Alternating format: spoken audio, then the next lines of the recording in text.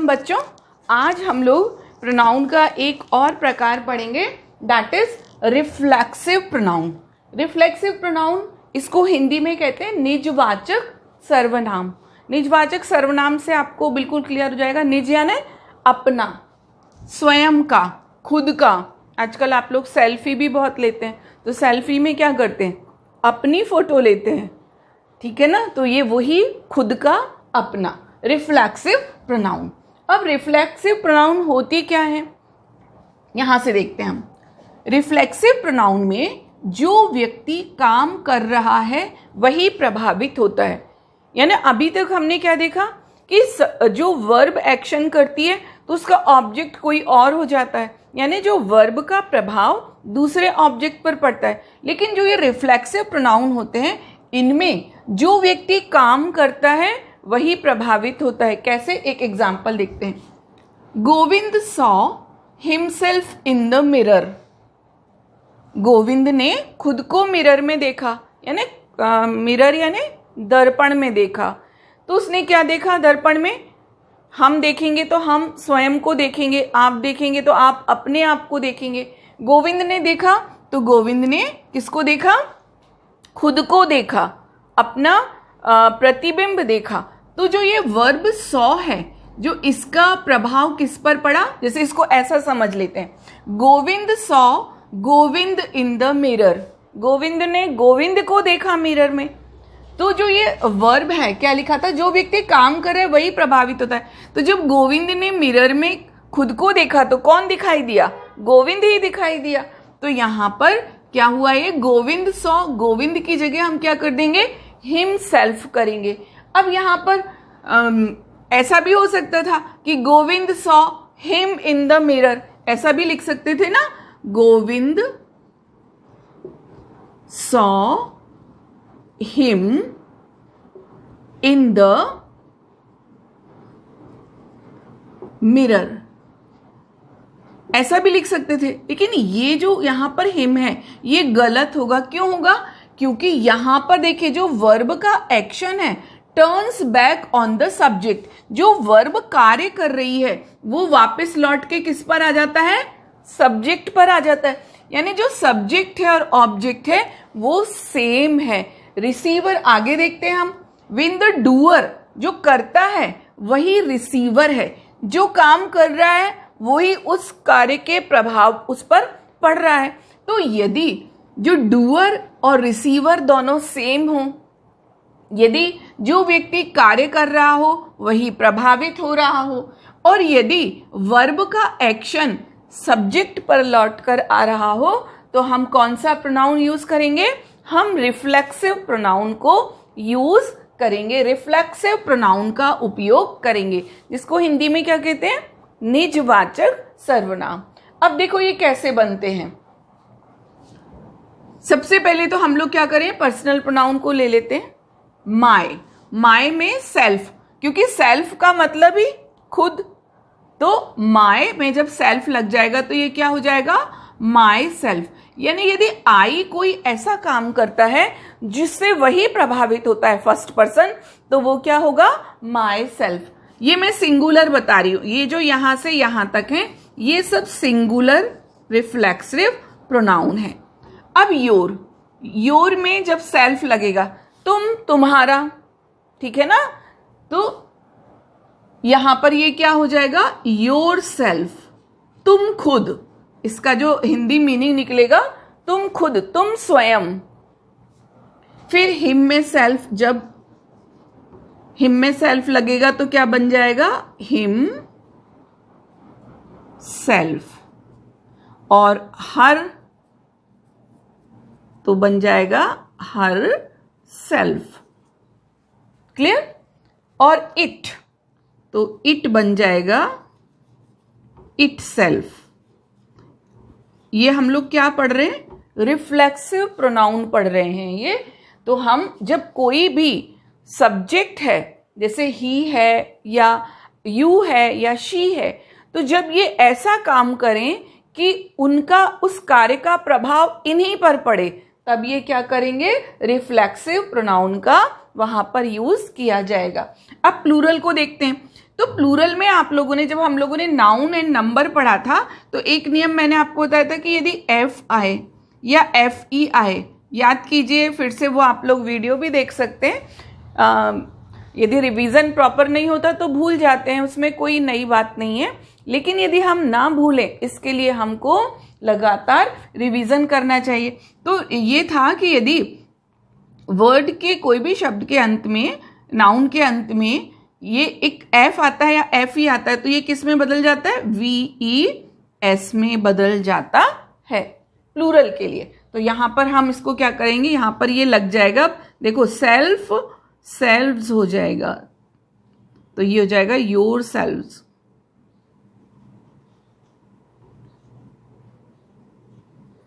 और आवर ये भी वैसा ही हो जाएगा, आवर सेल्व्स। और देम प्लूरल है, तो ये क्या हो जाएगा? देम सेल्व्स हो जाएगा। क्लियर? तो जो ये रिफ्लेक्सिव प्रोनाउन कैसे बनते हैं, आपने इनमें सेल्फ लगाया सिंगुलर के लिए, तो my self, your self, him self, her self, it self. और जब हम प्लूरल लेंगे तो प्लूरल में कंफ्यूज ना हो, जो इनकी स्पेलिंग है उसमें ऐसा लगेगा बहुत बड़ी सारी स्पेलिंग हो जाती है। अक्सर क्लास में मैं देखती हूँ बच्चे गड़बड़ कर देते हैं, उनको लगता है तो बहुत बड़ी स्पेलिंग हो गई, योर सेल्फ बहुत बड़ी स्पेलिंग। तो आप क्या करें, योर की स्पेलिंग जानते हैं, सेल्फ की जानते हैं, एफ हटाएं, वी ई एस लगा दे, दोनों को मिला के एक कर दे, तो हो जाएगा your selves, our selves and them selves. तो ये हो गया रिफ्लेक्सिव प्रोनाउन को, क्या रिफ्लेक्सिव प्रोनाउन होते हैं और उनका फॉर्मेशन कैसे होता है। इंपॉर्टेंट बात क्या है रिफ्लेक्सिव प्रोनाउन में, कि जो व्यक्ति काम कर रहा है वही प्रभावित होता है, जो सब्जेक्ट होता है वही वर्ब का ऑब्जेक्ट होता है। यदि वही ऑब्जेक्ट नहीं होता, ठीक है, यदि वही प्रभावित नहीं होता तो हम यहां पर दूसरा प्रोनाउन लगा देते, लेकिन क्योंकि वही प्रभावित हो रहा है, वो जो एक्शन है वो लौटकर उसी पर आ रहा है, इसलिए यहां पर रिफ्लेक्सिव प्रोनाउन का यूज किया गया है। अब रिफ्लेक्सिव प्रोनाउन कैसे फंक्शन करता है, कहां कहां पर आता है, ये हम इसके आगे पढ़ेंगे, लेकिन इसके पहले आप इसको नोट कर लें जल्दी से। और अब हम लोग देखते हैं कि रिफ्लेक्सिव प्रोनाउन फंक्शन क्या करते हैं किसी सेंटेंस में। तो देखो, रिफ्लेक्सिव प्रोनाउन किसी सेंटेंस में सब्जेक्ट पर रिफ्लेक्ट करते हैं। ये तो आपको मैंने बताया कि ये जो वर्ब का एक्शन है वो फिर से लौटकर किस पर आ जाता है, डूअर पर आ जाता है। यानी जो ये रिफ्लेक्सिव प्रोनाउन है ये सब्जेक्ट पर यानी कर्ता पर रिफ्लेक्ट करते हैं।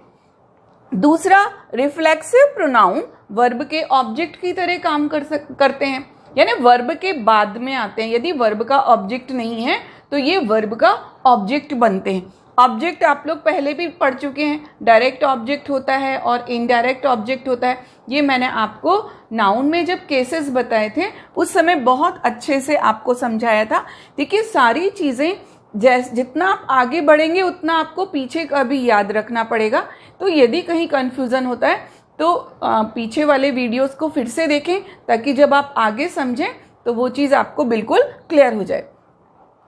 प्रीपोजिशन का भी ऑब्जेक्ट बन के आते हैं, यानी प्रीपोजिशन के बाद में भी, लेकिन सारी बातें कब होती हैं, जबकि जो सब्जेक्ट और जो कार्य करता है यानी जो डूअर होता है वही रिसीवर होता है। ये सारी कंडीशंस कब लागू होंगी, जब डूअर और रिसीवर एक ही है, जब subject and object is same, और इनकी पोजीशन क्या होती है, वर्ब के तुरंत बाद आते हैं। अब हम लोग एग्जाम्पल लेते हैं और वहां पर देखेंगे कि ये सब बातें कैसे यहाँ पर आती हैं। Ram helped himself. अब देखिए, राम सब्जेक्ट भी है और हेल्प वर्ब का ऑब्जेक्ट भी है, यानी राम ही डूअर है और राम ही रिसीवर है। राम ने खुद की मदद की, तो मदद राम ने की और किसकी की, स्वयं की।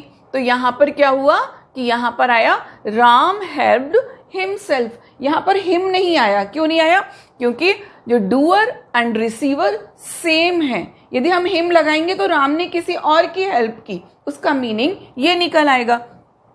इनकी पोजीशन देखो, वर्ब के तुरंत बाद, ये भी हम नोट करते चलेंगे कि जो रिफ्लेक्सिव प्रोनाउन है ये मेन वर्ब के तुरंत बाद आते हैं। सेकेंड एग्जाम्पल लेते हैं, they bought themselves new clothes.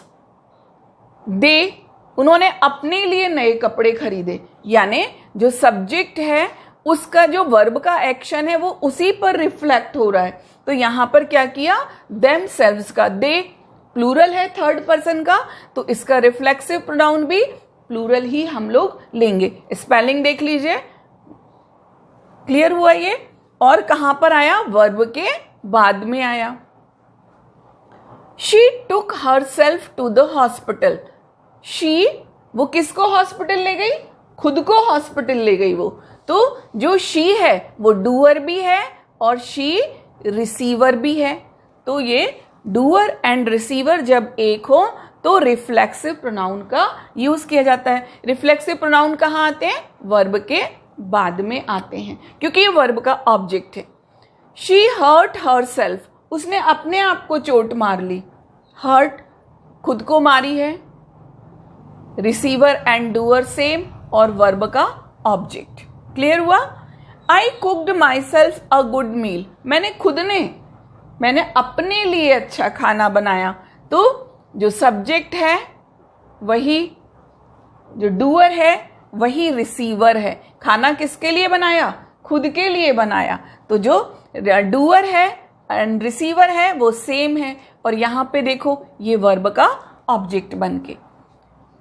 We blame ourselves for the accident, यहां पर भी वही कि कोई एक्सीडेंट हुआ तो हमने ये नहीं कहा कि जो सामने वाला था वो रॉन्ग साइड था या उसकी गलती थी। यहां पर हमने क्या किया, अपने आप को ब्लेम किया एक्सीडेंट के लिए कि हमारी वजह से हुआ।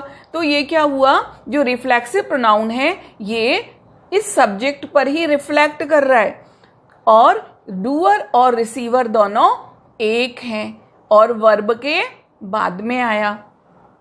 माई parents bought themselves a car. My parents bought themselves, वही बात है, अपने लिए कार खरीदी है। तो जो ये रिफ्लेक्सिव प्रोनाउन है ये किस पर जाकर रिफ्लेक्ट कर रहा है, सब्जेक्ट पर रिफ्लेक्ट कर रहा है।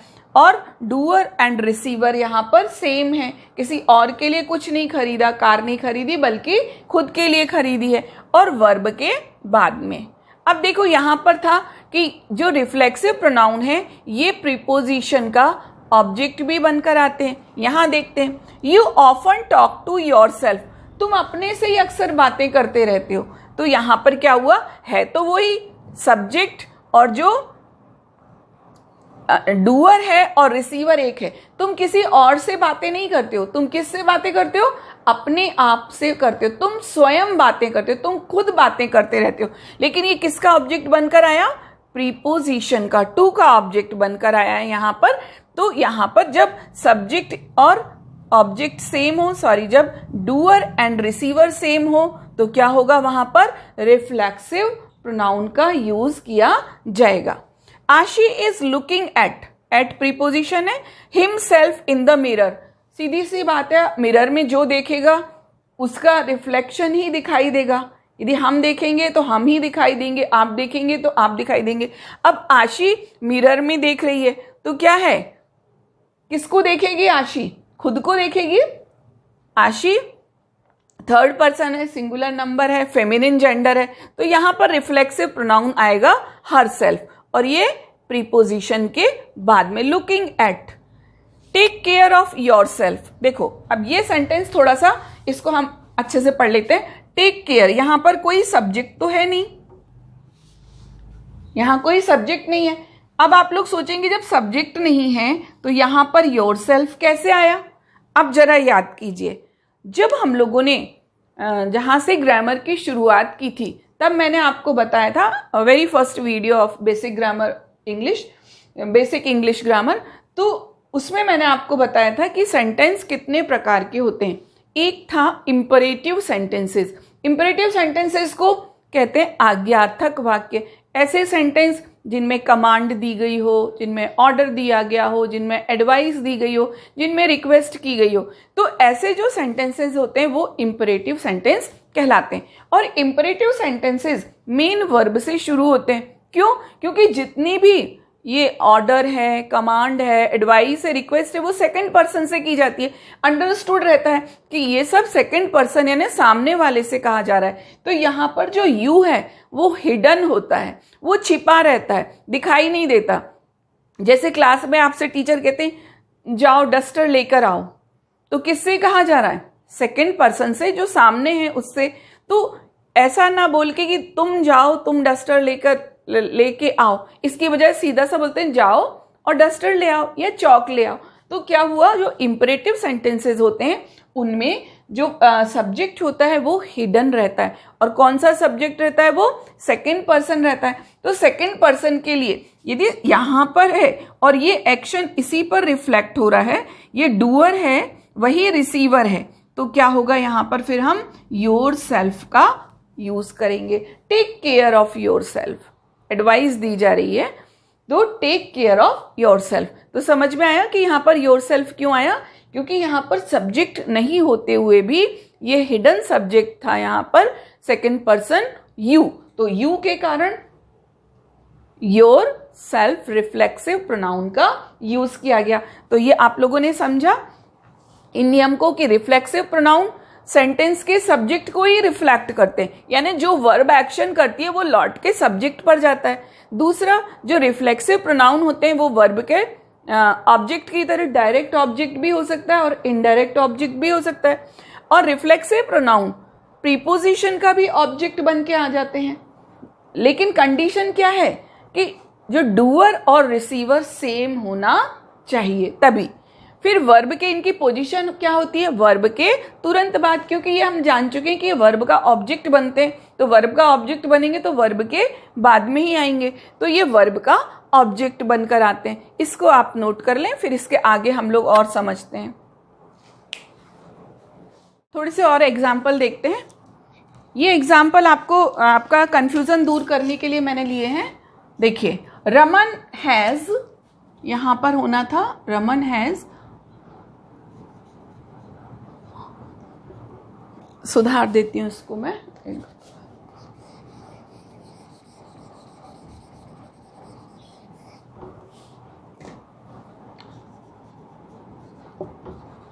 रमन हर्ट हिम, तो यहां पर आपको करेक्ट करना है, यहां पर हिम नहीं आएगा। क्यों नहीं आएगा?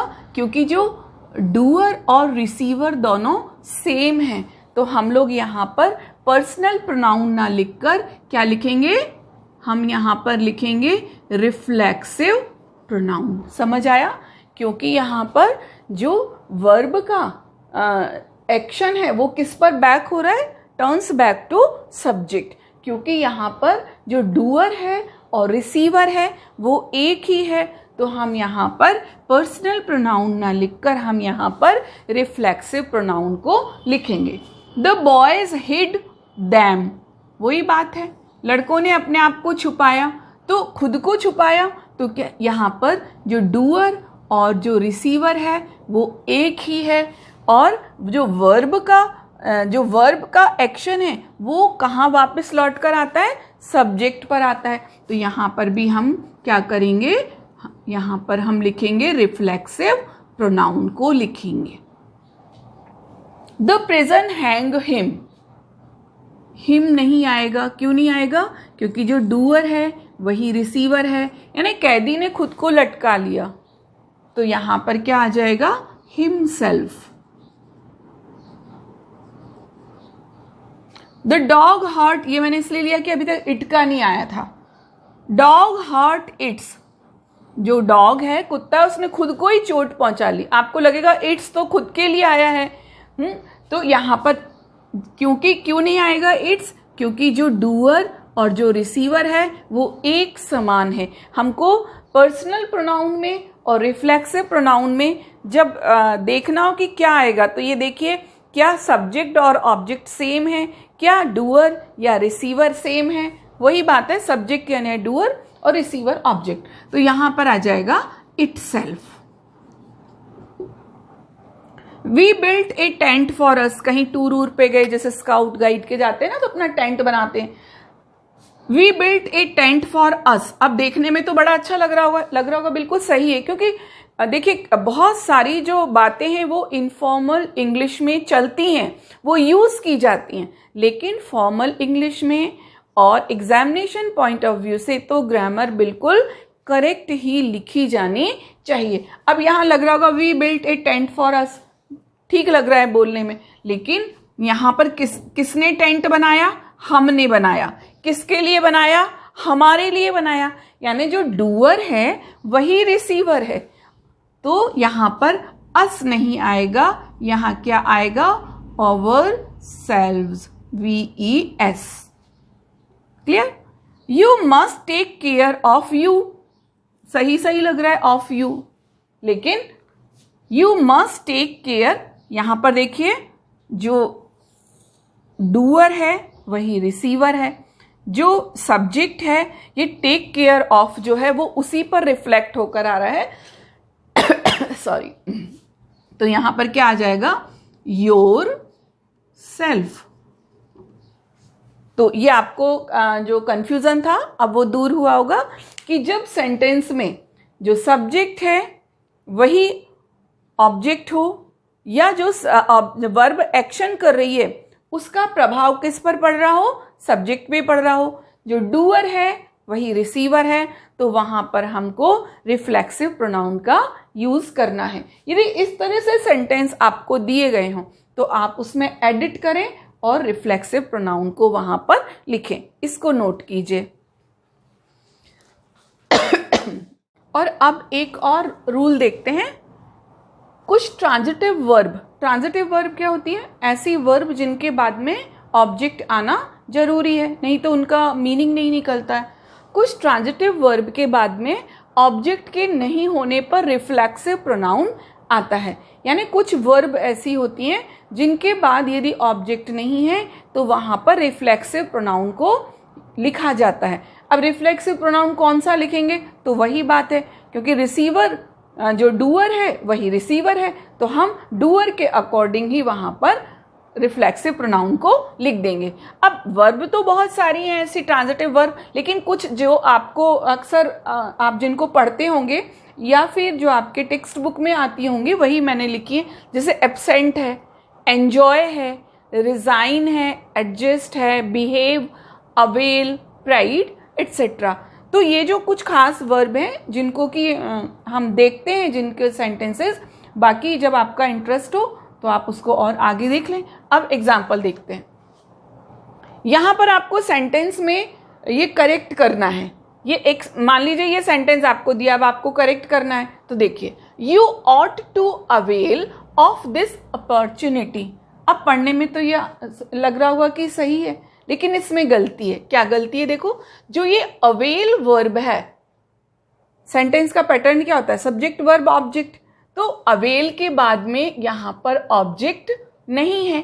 आप सोचेंगे ये तो ऑब्जेक्ट है, लेकिन ये इस प्रीपोजिशन का ऑब्जेक्ट है, ना कि वर्ब का।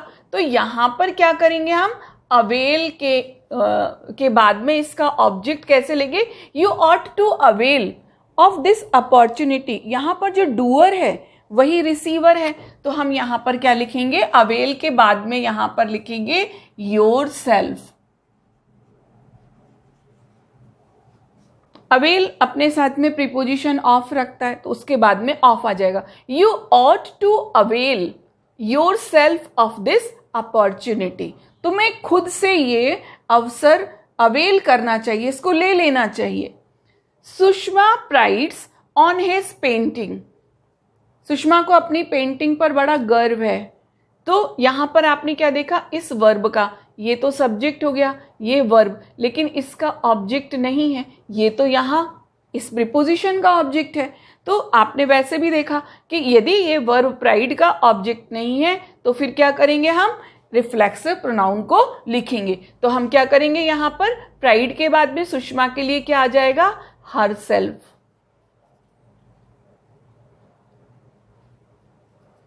Sushma prides her self on his painting, यानी सुषमा को अपनी पेंटिंग पर खुद ही गर्व है। We enjoyed last week, enjoy के बाद यहां पर ऑब्जेक्ट नहीं है तो क्या लिख देंगे यहां पर हम, ourselves. I enjoyed at the party, अब वही बात, यहां पर ऑब्जेक्ट नहीं है, ये तो या प्रीपोजिशन का ऑब्जेक्ट है, तो हम यहां पर क्या लिखेंगे आई के लिए कि मैंने खुद से ही पार्टी में बहुत एंजॉय किया। अब देखो, हर वक्त वर्ब, ट्रांजिटिव वर्ब जो आपको दी हैं, हर समय उनके साथ में रिफ्लेक्सिव प्रोनाउन नहीं आएगा। दे एंजॉयड पिक्चर, यहां पर तो वर्ब का ऑब्जेक्ट है पिक्चर, तो यहां पर हमको अब रिफ्लेक्सिव प्रोनाउन की जरूरत नहीं है। कब है, जब ऑब्जेक्ट नहीं है तब उनके साथ में हमें ऑब्जेक्ट के जगह पर रिफ्लेक्सिव प्रोनाउन को लिखना है। यदि ऑब्जेक्ट है तो सेंटेंस करेक्ट है, इसमें कोई, ये बिल्कुल सही है। दे रिजाइंड, अब देखो यहां पर भी ऑब्जेक्ट नहीं, सॉरी ही रिजाइंड, यहां पर भी ऑब्जेक्ट नहीं है वर्ब का, तो ही के लिए हम यहां क्या लिख देंगे, हिमसेल्फ।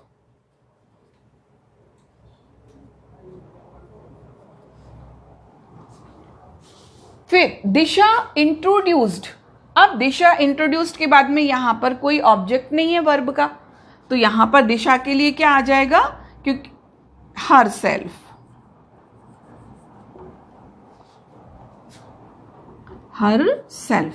तो आपने क्या देखा कि कुछ वर्ब, ट्रांजिटिव वर्ब ऐसी होती हैं जिनके साथ ऑब्जेक्ट नहीं होने पर, ये बात इंपॉर्टेंट है कि यदि ऑब्जेक्ट नहीं है तभी हमको रिफ्लेक्सिव प्रोनाउन वहां पर लिखना है, देखना है क्या ये वर्ब अपना ऑब्जेक्ट रखे हुए, यदि वो ऑब्जेक्ट नहीं रखे और हम देख रहे हैं कि ये इन्हीं में से जो हमको वर्ब दी गई हैं वही है, तो हम क्या करेंगे, वहां पर रिफ्लेक्सिव प्रोनाउन को एज ए ऑब्जेक्ट लिखेंगे। या हमको जब एरर करेक्शन आता है, सेंटेंस इंप्रूवमेंट आता है, तो देखें कि ये वर्ब के बाद में क्या ऑब्जेक्ट है, क्या नहीं है ऑब्जेक्ट, कौन सी वर्ब है, यहाँ जो दी है वही है, तो हम वहां पर जो डूअर है उसके अनुसार ही रिसीवर को लिखेंगे। तो इसको आप नोट कर लीजिए, बहुत इंपॉर्टेंट रूल है। सेंटेंस में को एडिट करने के लिए, एरर को करेक्ट करने में अक्सर पूछा जाता है, तो इसको आप नोट कर लें एक बार।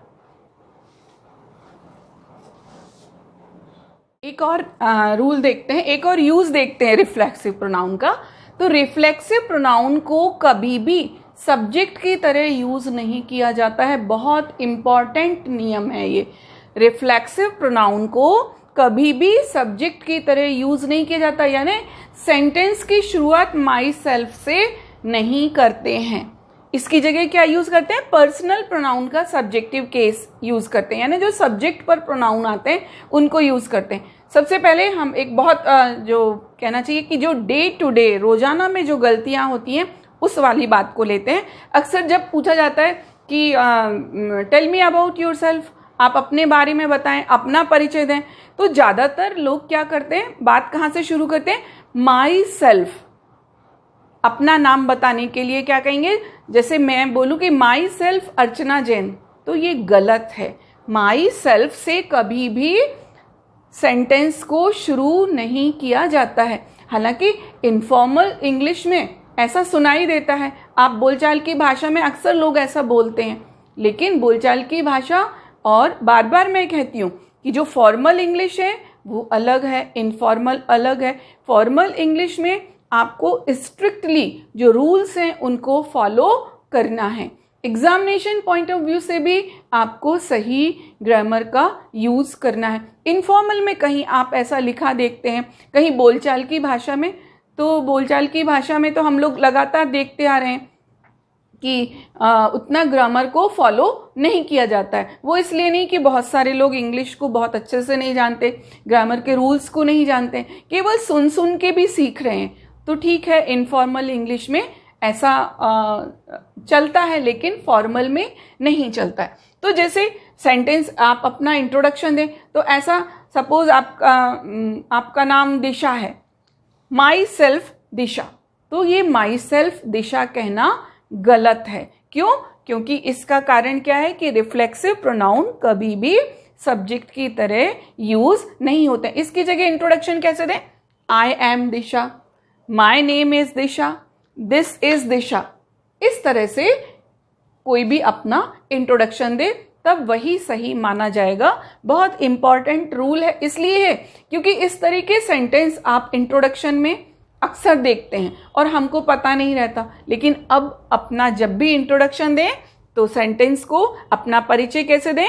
आई am so and so, my name is, this is Disha, my name is Disha, I am Disha. लेकिन माई सेल्फ के साथ में अपना इंट्रोडक्शन देना बिल्कुल गलत है, इसका हमें यूज नहीं करना है। और सेंटेंस देखते हैं कि किस तरह से जो रिफ्लेक्सिव प्रोनाउन को सब्जेक्ट की जगह पर यूज किया गया है। My self will see it. अब आपको पता है कि रिफ्लेक्सिव प्रोनाउन तो कभी सब्जेक्ट की जगह आ ही नहीं सकता, तो आप इसका पर्सनल, जो माई का पर्सनल प्रोनाउन का सब्जेक्टिव केस लेंगे आई, तो यहां पर क्या होगा?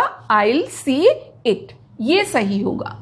योर सेल्फ, अब हमको पता है कि जो रिफ्लेक्सिव प्रोनाउन है वो तो कभी सब्जेक्टिव केस में आ ही नहीं सकता, तो योर सेल्फ नहीं आएगा, इसका सब्जेक्टिव केस क्या आएगा? You. You and he reached there in time. Clear? Ram will do it for myself. अब देखो यहां पर माई सेल्फ है, माई सेल्फ कब होता? अब राम तो थर्ड पर्सन है, यदि उसका रिफ्लेक्सिव प्रोनाउन होता तो वो हिमसेल्फ होता, यानी जब जो डूअर है वही रिसीवर हो। तो यहां पर तो राम का माई सेल्फ से कोई मतलब नहीं है। और एक और आप लोगों ने नियम पढ़ा था कि प्रीपोजिशन के बाद ऑब्जेक्टिव केस आता है और कंजंक्शन जो एंड है उसके दोनों तरफ सेम आता है, यानी इधर यदि ऑब्जेक्ट है तो यहां पर भी ऑब्जेक्ट होगा। तो यहां पर माई सेल्फ की जगह हम क्या लिखेंगे? Me. Ram will do it for me and my sister. Clear हुआ? तो ये बहुत इंपॉर्टेंट रूल है कि आपको कभी भी अपने को इंट्रोड्यूस कराने के लिए जो रिफ्लेक्सिव प्रोनाउन से अपना इंट्रोडक्शन शुरू नहीं करना चाहिए। इनफॉर्मल में ये आपको देखने मिलेगा, सुनने मिलेगा, तो इसका ये मतलब नहीं है कि वो जो आप सुन रहे हैं वो सही है और जो लिखा हुआ है वो सही है। कभी भी रिफ्लेक्सिव प्रोनाउन को सब्जेक्ट की तरह यूज नहीं करते हैं। इस तरह से यदि सेंटेंस आपको दिए गए हों तो आप उनमें करेक्शन करें। इस नियम को, इस रूल को फॉलो करते हुए जल्दी से इसको नोट करें। फिर एक और रूल देखते हैं, थोड़ा सा और अब रिफ्लेक्सिव प्रोनाउन को देखते हैं। यदि रिफ्लेक्सिव प्रोनाउन के पहले बाय लगा हो तो उसका एक मतलब तो होता है अकेला, और या दूसरा मतलब होता है विदाउट एनी हेल्प, बिना किसी मदद के। कोई काम बिना किसी के हेल्प के किया तो उसका ये मीनिंग होगा। एग्जाम्पल देखते हैं, why don't you go by your self. यहां पर देखो by your self, bye yourself का मतलब कि तुम अकेले क्यों नहीं चले जाते। Why don't you go bye yourself, तो यहां पर इसका मीनिंग क्या हो जाएगा? अलोन, अकेले क्यों नहीं चले जाते, ये काम खुद अकेले कर लो। Did you do your homework by yourself. Did you, क्या तुमने अपना जो होमवर्क है खुद ने किया? बाय योर सेल्फ, अकेले किया, यानी बिना किसी की मदद के। यहां पर क्या हुआ? Without any help. By your self है ना, विदाउट एनी हेल्प। तो जब हमको ऐसा बोलना हो कि ये काम मैंने बिना किसी के हेल्प के किया, तो हम वहां पर by plus reflexive pronoun without help. ये दो सेंटेंस हैं, हालांकि ये रिफ्लेक्सिव प्रोनाउन है इनमें, लेकिन हम जो पढ़ रहे हैं वहां पे इसका ये जरूरी नहीं है। फिर भी मुझे अच्छा लगा कि आपको जानकारी होनी चाहिए। Why don't you be your self. Be your self है ना, जैसा आप नेचुरल होते हैं, जैसा आपका नेचुरल बिहेवियर होता है, आप वैसे क्यों नहीं है। कई बार कहते हैं ना कि भाई जैसे आप हैं आज वैसे नजर नहीं आ रहे, यानी आपका बिहेवियर चेंज है, आपका कुछ गड़बड़ी है कहीं पर भी। Why don't you be your self, जो आप नेचुरली जैसा बिहेव करते हैं वैसे क्यों नहीं है। She does look her self. Why don't you be your self, यानी नेचुरली आपका शी डज नॉट आएगा। She does not look her self today, अकेला डज तो एम्फेसिस के लिए आ जाएगा।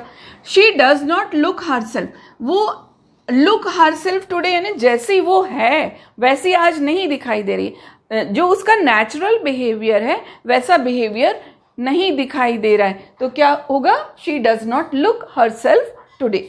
अब देखो कुछ ऐसे नियम हैं, कुछ ऐसे रिफ्लेक्सिव प्रोनाउन को ऐसे एक्शन के साथ यूज नहीं किया जाता है जो हम यूजुअली खुद से ही करते हैं। जैसे ब्रश हम खुद करते हैं, कभी ऐसा नहीं होता दूसरा ब्रश कराए, या हम अपना बाल धोएं तो हम ही बाल सुखाएंगे।